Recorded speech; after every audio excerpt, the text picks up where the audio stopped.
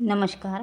मी आज तुम्हाला प्रोटीनयुक्त नाश्ता करून दाखवणार आहे. मी ही 1 वाटी मुगाची डाळ घेतलेली आहे. मी आता ती स्वच्छ धुवून पाण्याने अर्धा घंटा भिजत ठेवणार आहे.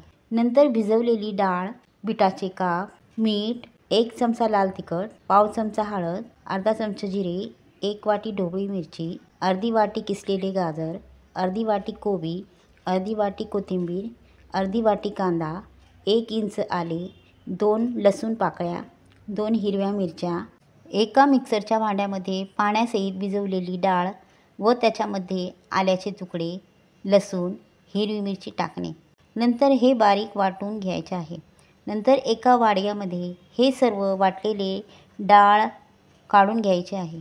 त्याच्यामध्ये लाल तिखट, हळद, मीठ टाकायचे आहे व वरील सर्व भाज्या टाकून ते सर्व मिश्रण एकजीव करून घ्यायचे आहे.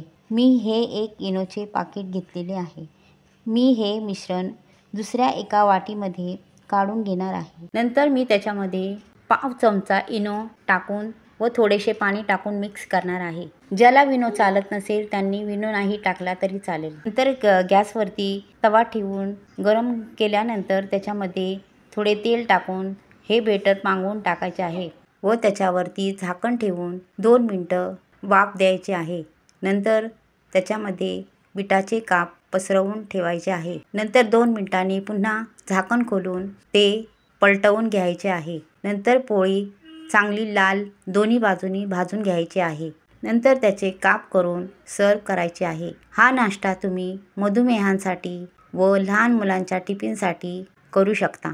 माझी रेसिपी तुम्हाला आवडली असेल अशी आशा करते. भेटूया पुढच्या रेसिपीमध्ये. तोपर्यंत बाय बाय.